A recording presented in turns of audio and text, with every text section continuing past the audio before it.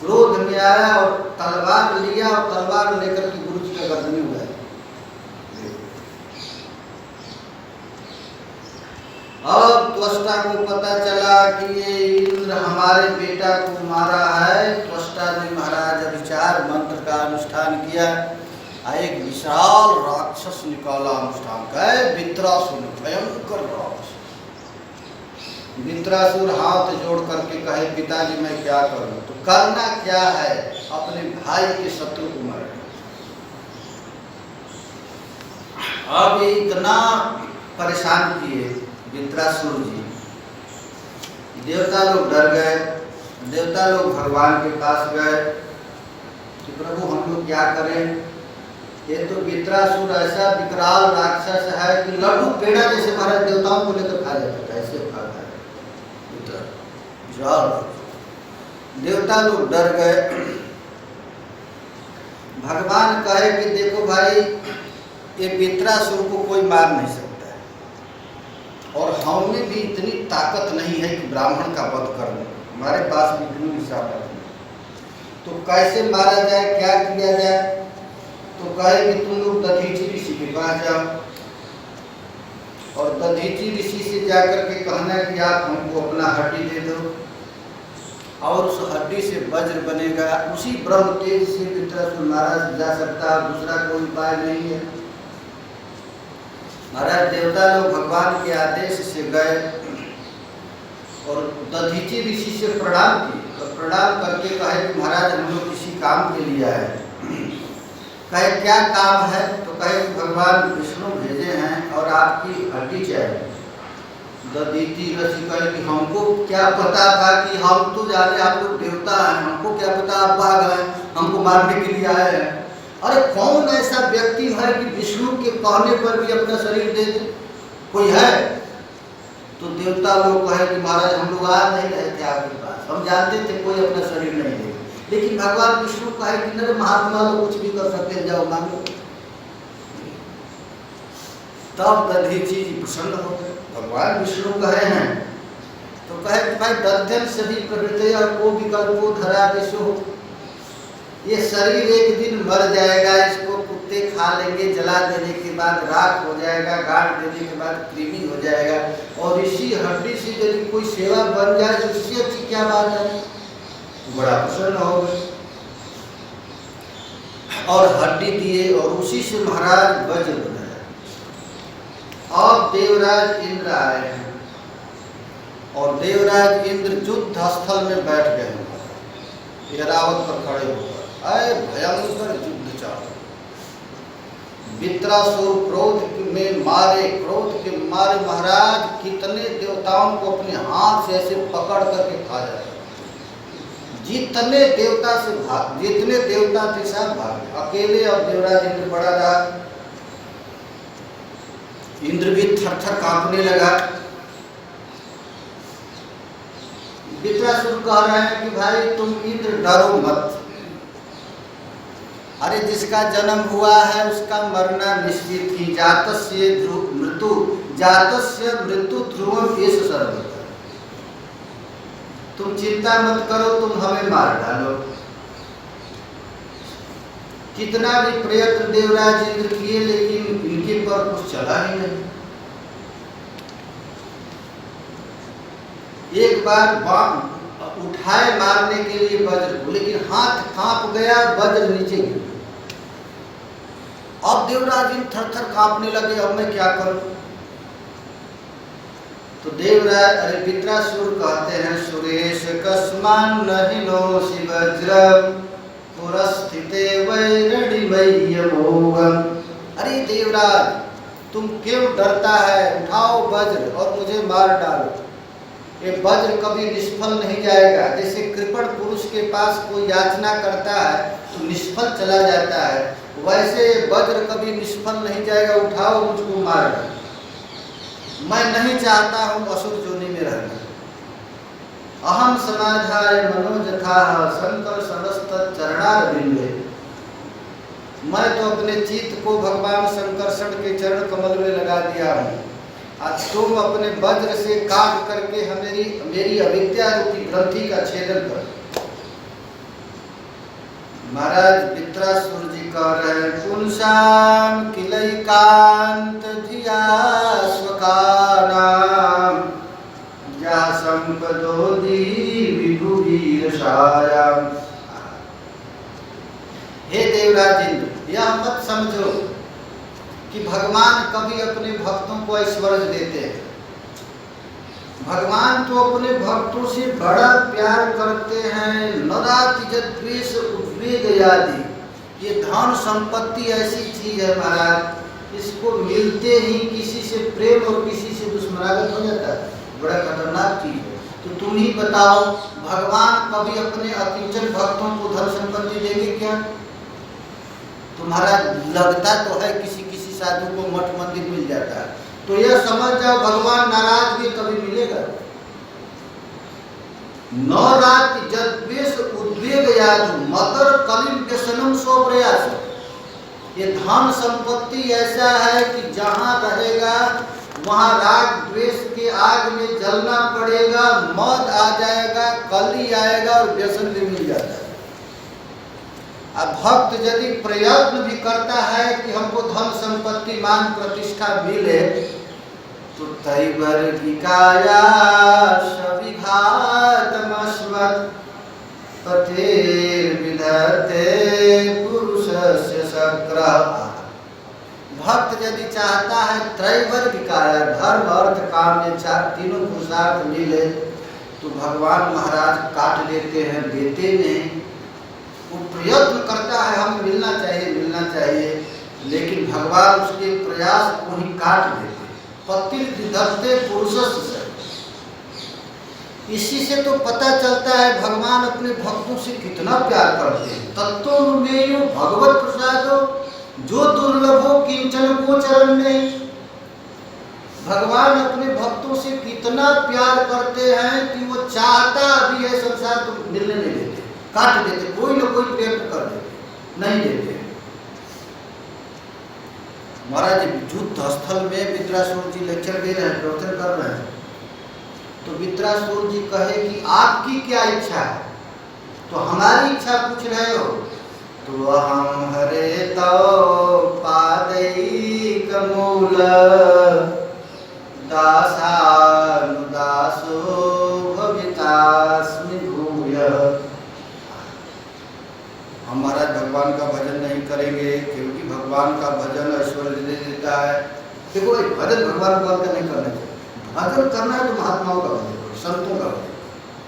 ये वित्रासुर कह रहे हैं, तो कह रहे कह रहे मैं भगवान शंकर का भजन किया था, साधारण नहीं, भगवान का विमान मिल गया, वैकुंठ में भी चला गया, लेकिन वहां से पतन हो गया। अब मुझको पता चल गया भजन करना है तो किसको?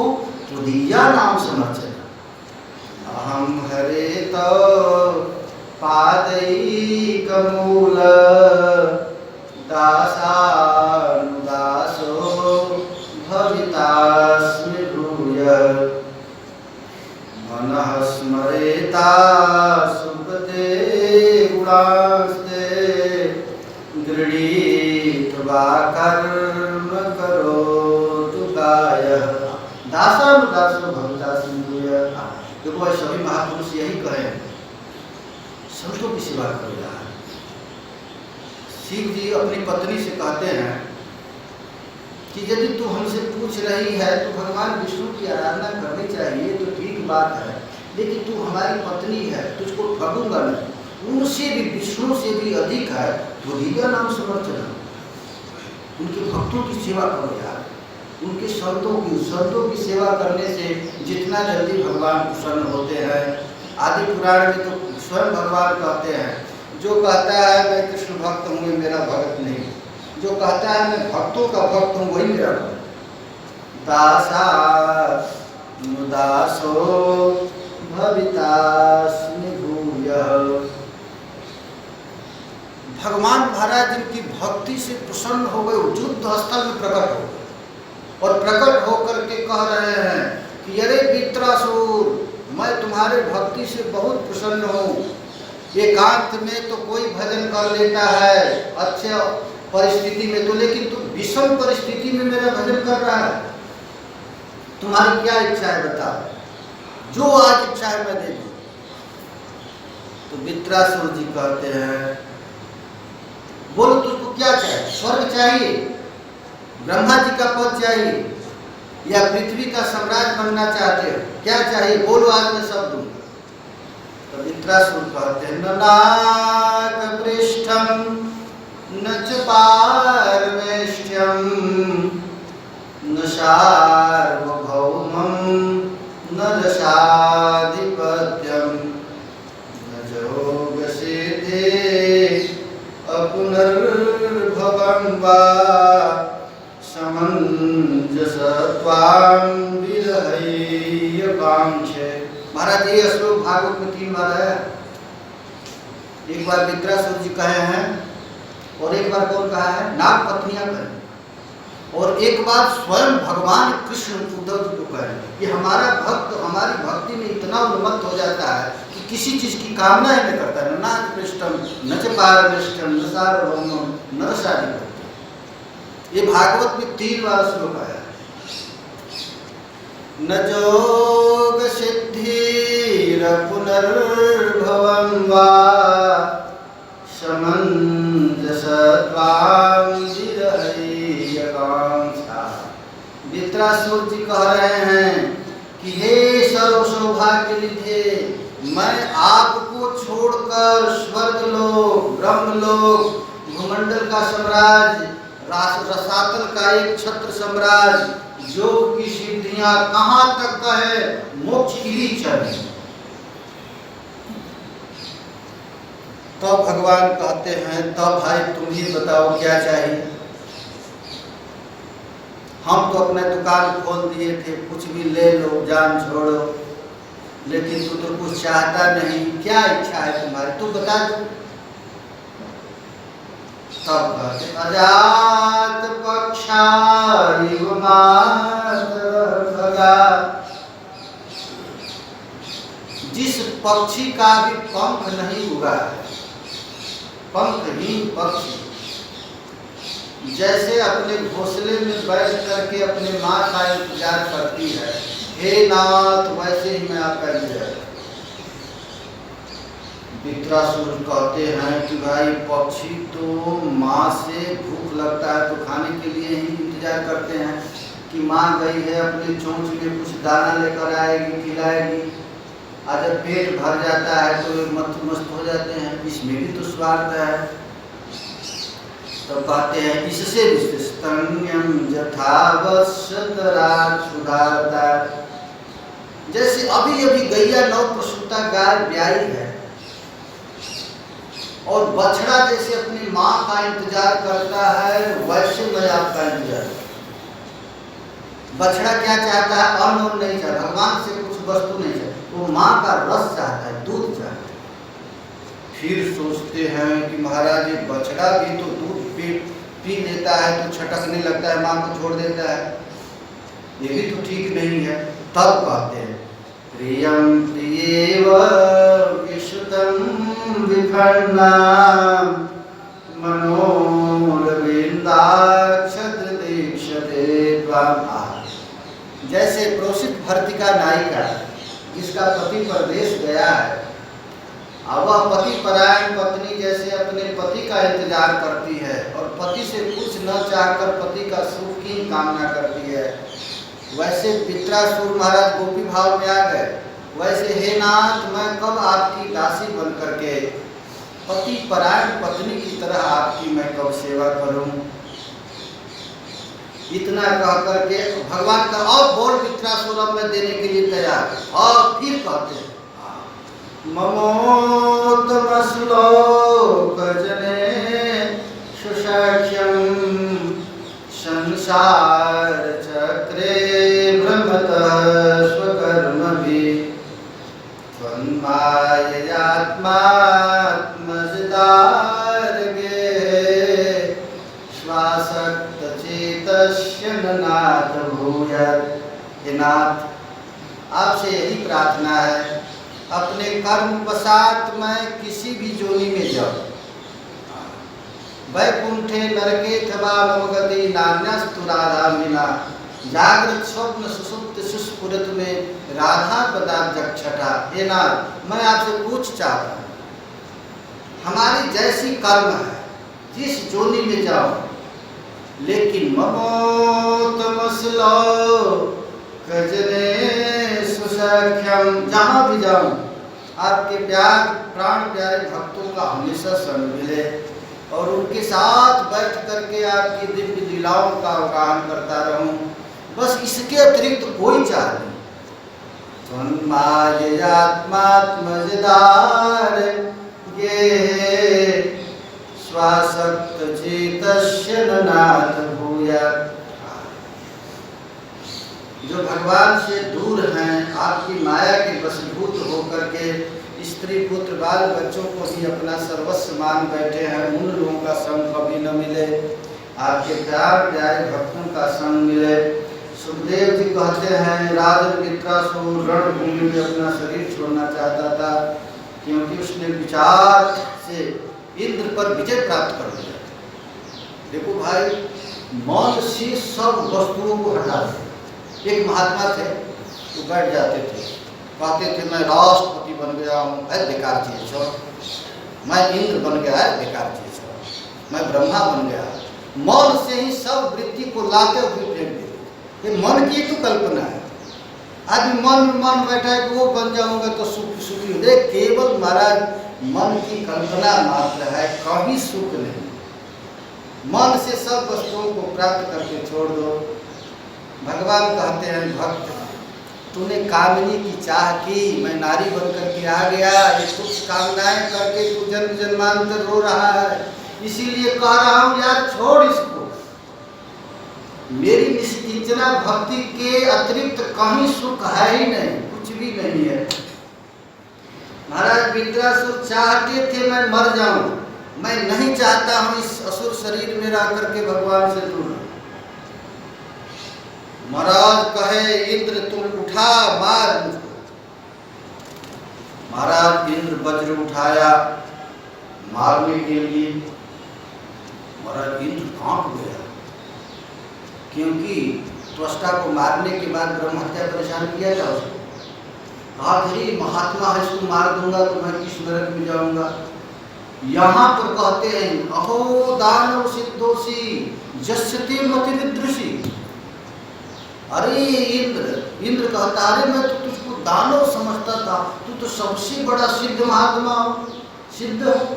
श्री कृष्ण के चरण कमल में तुम्हारी ऐसी रति, भक्त सर्वात्मनात्मान सुहृदम जगदीश्वर, अवश्य ही तुम लोगों को मोहित करने वाली भगवान की माया से पार हो गए हो। देखो भाई, इंद्र से बहुत बड़ा वृत्रासुर जी है। महाराज मारना चाहते हैं लेकिन हिम्मत नहीं हो रही है। वृत्रासुर सोचे कि ये तो मारेगा नहीं लगता है। बस वृत्रासुर उठा करके महाराज गजेंद्र के साथ, ऐरावत हाथी के साथ ही उठा लिया इंद्र को, और उठा करके हाथ में ऐसे जैसे लड्डू पेड़ा खाते हैं वैसे खा दिया। और हाय हाय देवता लोग कहने लगे, रे इंद्र मारा गया, मारा गया, इंद्र मारा गया। लेकिन महाराज नारायण कवच के प्रभाव से वो पेट में जाने के बाद भी मरा नहीं। पेट फाड़ करके इंद्र निकल गया और अपने वज्र से वृत्रासुर को चला गया। 6 महीना लग गया महाराज उसका गर्दन कटने में वज्र से। ऐसा मित्र आज तक वैसा बड़ा राक्षस कभी हुआ नहीं था। और महाराज ब्रह्म हत्या लगी। इंद्र दौड़ करके गया ऋषियों के पास, आप लोग कहे थे मारने के लिए, मार दिया और ब्रह्म हत्या लग गया, क्या करूं? तो महाराज कहे हम लोगों को पता नहीं। वो डर करके महाराज कमल नाल में 1000 वर्ष रहा था। उसी समय नहुस इंद्र बने हुए। फिर नहुस को किसी तरह पतन कराया गया और फिर देवराज इंद्र आ गए स्वर्ग पर। महाराज परीक्षित प्रश्न पूछते हैं कि महाराज भगवान का जो भजन है बहुत दुर्लभ वस्तु है। रजोगुणी तमोगुणी लोग तो भगवान का भजन कर ही नहीं सकते हैं। लेकिन मैं देखा हूँ ये वित्रासुर राक्षस कुल में जन्म लेने के बावजूद भी नारायणे भगवती कथमासी दृढ़ापति, ये भगवान नारायण के चरण में इसकी ऐसी दृढ़ भक्ति कैसे आ गई? क्योंकि मुक्ता नाम सिद्धा नाम नारायण परायणा सुदुर्लभ प्रसन्नात्मा कोटिश्वरी महामुने। ये भगवान का भजन बड़ा दुर्लभ है महाराज, बड़ा दुर्लभ है।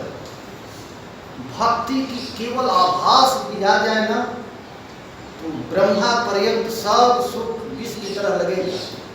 समझ जाइए, हम लोगों को भक्ति की आभास तो दूर बात, भक्ति की थोड़ी सी आभास आ जाए तो भगवान की भक्ति बेसरनी है महाराज, भक्ति आ जाए। सुदुर्लभ प्रशांतात्मा कोटिश्वरी महामुने, करोड़ों सिद्ध और मुक्त पुरुषों से भी सामचित महापुरुषों का मिलना तो बहुत कठिन है, जो एकमात्र भगवान के परायण हों। लेकिन महाराज हमको बड़ा भारी संशय हो गया कि एक तो ये राक्षस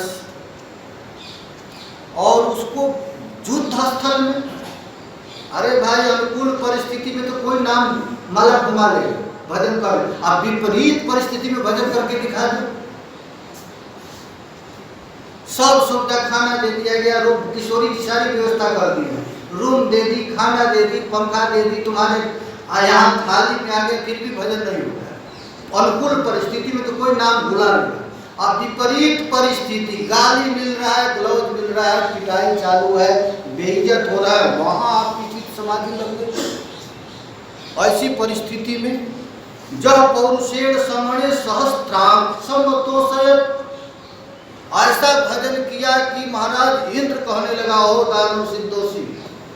ऐसी स्थिति महाराज आप सत्य सत्य बताइए, ये वित्रासुर जी कौन थे? क्योंकि भगवान की भक्ति तो सबके हृदय में प्रकट होती नहीं। तब सुखदेव जी कहते ठीक है राजा, मैं बता देता। ये वित्रासुर पूर्व जन्म में चित्रकेतु नाम के राजा थे महाराज। इनकी 1 करोड़ पत्नियां थी, 1 करोड़। तस्य भार्या सहस्त्राणाम सहस्त्राणी दशा, 1000 में 1000 का गुना कीजिए, और फिर उसमें 10 का गुना कीजिए, कितना हुआ? 1 करोड़ हो गया। 1000 में 1000 का गुना। तस्य भार्या सहस्त्राणाम सहस्त्राणी दशा, 1 करोड़ पत्नी थी उनकी। और वो भी कैसी पत्नी थी? तो रूप उदार वयो जन्म विद्येश्वर श्रियादि संपन्नस्य गुणै सर्वे चिंता बंदार पते रघु। ऐसी नहीं कि 1 करोड़ पत्नी हो गई और साड़ी के लिए रो रही है, बच्चे का लड़का तो नहीं है, दे दो है। सौर संपन्न पूरा भूमंडल के एक छत्र सम्राट महाराज चित्रकेतु थे। सार्वभौमस्य भूमेशी अभवन प्रीति ही तवे। लेकिन महाराज आप लोग समझ जाओ, देखने में क्यों लगता है बड़े बड़े लोगों के पास बड़ा बड़ा दुख होता है, लगता है प्राइम मिनिस्टर है, अंबानी है, इनके घर में आग लगी है, धू करके जल रहे हैं। जितना बड़ा आदमी दिखता है उतना दुखी व्यक्ति है। इन चित्रकेतु के पास सब कुछ रहते हुए भी इनको बहुत भयंकर दुख था कि इनको बेटा नहीं हो रहा। बड़ा दुखी रहते थे, इतना दुखी रहते थे महाराज। इनको दुख को देख करके एक दिन अंगिरा ऋषि के पास आए और पूछे, चला ठीक हो ना, प्रसन्न हो? महाराज क्या कहूँ, सब कुछ संपन्न होते हुए भी संतान नहीं होने के कारण बड़ा कष्ट में हूँ। हमको आप किसी तरह एक बेटा दे दीजिए। महाराज बताए कि लड़का से किसी को सुख नहीं मिलता है यार, भजन करो, क्या लड़का लेकर के करो। लेकिन महाराज जिसको जो चाहिए, कल हम लोग पढ़े थे पुरंजनों पर ज्ञान, बुद्धि जो कह देती है ये करना, उसको कुछ अच्छा नहीं लगता, मुझको यही करना है, कुछ भी हो गया, भगवान भी नहीं चाहिए, हमको यही चाहिए। प्रवता का अर्थ होता है ऐसा मद होता है अपनी बुद्धि पर बुद्धि कोई निर्णय कर ले कि हमको यही अब प्राप्त करना है तो वही प्राप्त करना। अब चित्रकेतु का बुद्धि इतना खराब हो गया कि नहीं हमको बेटा चाहिए, कुछ भी हो हमको बेटा चाहिए। महाराज अमीना ऋषि आए थे कि इसको भगवान का भजन दे देंगे, भजन कर लेगा थोड़ा, लेकिन कहा नहीं हमको तो बेटा चाहिए। ठीक है बेटा ले लो, नहीं चाहिए तो बेटा ले लेते। साधुओं के पास क्या करूँ, झोली से निकाले और एक फल दे दिए, कहे कि अपनी पत्नी को खिला देना बेटा हो जाए। खिला दिए और उनकी जो बड़ी पत्नी थी उनको कृतद्युति देवी, उनको महाराज अग्नि के समान तेजस्वी बालक पैदा हुआ। और ऐसा बालक पैदा हुआ, उसको देख कर चित्रकेतु ने इतना महाराज ब्राह्मणों को दान दिया, दक्षिणा दिया, इतना विशाल उत्सव किया। और तो रोज रोज कृतद्युति से प्रेम करने लगे। आते रोज एक करोड़पत्नी थी, लेकिन महाराज आते थे कृतद्युति से मिलने के लिए। स्त्रियां तो महाराज सब सुख सहन कर लेगी, लेकिन सौवत का सुख सहन नहीं कर सकती। भगवान ने स्त्रियों को ऐसा बना दिया, सौवत सुखी। अरे वाह! ये राजा रोज कृतद्युति के पास जाता है, मीटिंग की क्यों जाता है, उसको बेटा हुआ तो चलो क्यों नहीं, बेटा को हम लोग मार देते हैं। बेटा से ही जब उससे प्रेम कर रहा है तो मार देते हैं। महाराज मीटिंग किए और मीटिंग करके वो लड़का सोया हुआ था, अरे सब स्त्रियां गई और जा करके उसको मार डाला। जब राजा को पता चला तो महाराज झूठ मूठ के सब स्त्रियां भी आई, भयानक कोलाहल सा हो गया, इतना रोए कि उसकी आवाज महाराज स्वर्ग तक पहुंच गई। तस्या तदा कर्ण विषातुरम स्वरम घनता कराभ्याम उच्च कैलपि। महाराज सब तड़प तड़प करके रोने लगे। इतना रोए कि महाराज उस समय पुनः नारद जी और अमीरा जी आ गए। और नारद जी अमीरा जी को देख करके वो धड़ाम से पृथ्वी पर गिर गया, उसके मुंह से गाज निकलने लगा और रो रो करके कहने लगा, महाराज क्या किए आप। देखो भाई, किसी को कोई वस्तु नहीं मिल गया तो उतना दुख नहीं है, अब मिल कर जब छीन जाता है तो और भयानक कष्ट हो जाता है।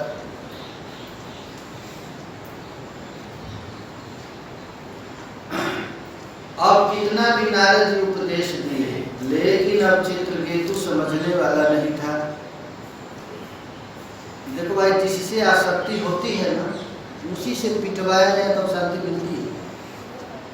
नारद जी ने उस लड़के को जीवित कर दिया और जीवित करके वो लड़का ही महाराज गाली देने लगा चित्रकेतु को। गाली देकर के कहता है, कस्मिन जन्म वही मह्यम पितरो मातरो भवन। अरे किस जन्म में तुम हमारे माता पिता। ये तो जैसे पैसा एक हाथ से दूसरे हाथ, दूसरे से तीसरे हाथ, ऐसे टका एक हाथ से दूसरे हाथ घूमता रहता है, वैसे महाराज जी एक शरीर से दूसरे शरीर, दूसरे से तीसरे, कभी वो बाप बनता है, कभी बेटा बनता है, कभी मामा बनता है, कभी नाना बनता है। ये तो घूमता रहता है। ये जैसे पैसा इससे उससे घूमता है, वैसे कलेवरम समावेश्य शेष महाराज जिससे आसक्ति थी वही जब पीटने लगा, वही जब पीटा तो उसको वैराग। अब वैराग इतना भयानक वैराग हो गया इसको, सब छोड़ दिया। तब नारद जी सोचे कि जब इसका चित्त शुद्ध हो गया, आओ बेटा आ जा।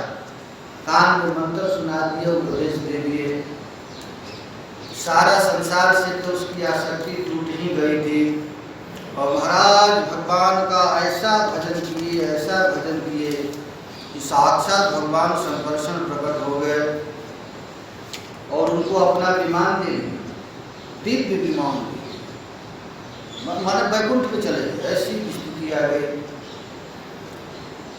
और वैकुंठ विमान पर चढ़कर पूरे भूमंडल घूमने लगे, चारों तरफ। घूमते घूमते एक बार कैलाश पर्वत पर गए। तो कैलाश पर्वत पर वो जाकर क्या देखते हैं कि भगवान शंकर अपने जांघ पर अपनी पत्नी को बैठा लिए हैं और बैठा करके कथा कह रहे हैं। और कथा में कौन वहां पर बैठा है? तो महाराज ब्रह्मा जी, नारद जी, मीरा जी, भृगु, वशिष्ठ, चैवन, परस्वाद, सब लोग बैठे हुए कर रहे हैं। ब्रह्मा जी की कथा सुन रहे हैं। आए अपनी पत्नी को जान कर बैठे। आकाश मार्ग से जब चित्रकेतु जा रहे तो देखिए, अरे बड़े बड़े ऋषि मुनि बैठे हैं, जटाधारी मठाधारी सब। आए शंकर अपने जान पर पत्नी को बैठा करके उपदेश दे रहे हैं। तो चित्रकेतु कहे, ऐसा लोक गुरु साक्षात धर्म वक्ता शरीर। अहो ये जगत के धर्म शिक्षक हैं, गुरुदेव हैं, समस्त प्राणियों में श्रेष्ठ है। इनकी यह दशा भरी सभा में अपने पत्नी को चिपका कर आलिंगन करके प्रवचन कर रहे हैं। जटाधारी बहुत बड़े तपस्वी ब्रह्मादियों के सभापति में होकर के ऐसा निर्लज, थोड़ा सा भी शर्म नहीं आ रहा। अरे एक साधारण गृहस्थ भी अपने पत्नी से एकांत में बैठकर बात कर रहा है, और एक ऐसा महात्मा कि बीच सभा में उसको थोड़ा सा भी शर्म नहीं है, जानकर बैठाकर पत्नी को उपदेश दे रहा है। महाराज इस प्रकार चित्रकेतु भगवान शंकर पर दोषारोपण किया। भगवान शंकर कुछ नहीं बोले, महात्मा है महाराज, महात्मा को मान अपमान से ऊपर रहते हैं, शिव जी को क्या ले जाते हैं। लेकिन पार्वती वहीं बैठी थी। पार्वती को जब पता चला तो महाराज क्रोध में तिलमिला और कहने लगी, अयम की मधुना लोके सस्ता दंड धरा प्रभु। पार्वती जी कहती है, हम जैसे दुष्ट और निर्लजों को दंड के बल पर शासन और तिरस्कार करने वाला प्रभु इस संसार में है क्या? हमको तो पता नहीं था। लगता है ब्रह्मा जी हम लोगों जैसे दुष्ट निर्लजों के शासन देने के लिए भेजे।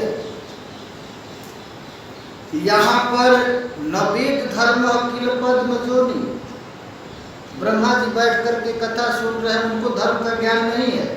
न ब्रह्मपंत्र भृगु नारदाद्य, यहाँ भृगु बैठे हैं और इसके गुरु नारद भी बैठ करके कथा सुन रहे हैं। नवई कुमारो कपिलो मनुष्य, ये संकादिक लोग बैठे हैं, कपिल भगवान बैठे हैं। ये लोग को पता नहीं धर्म का रस। ये 2 दिन का छोरा उपदेश देने के लिए आया, अभी अभी भजन में लग गया, थोड़ा सा सिद्धि मिल गया तो शिव जी में दोष देखने लगा। महाराज पार्वती जी को अब रहा नहीं गया।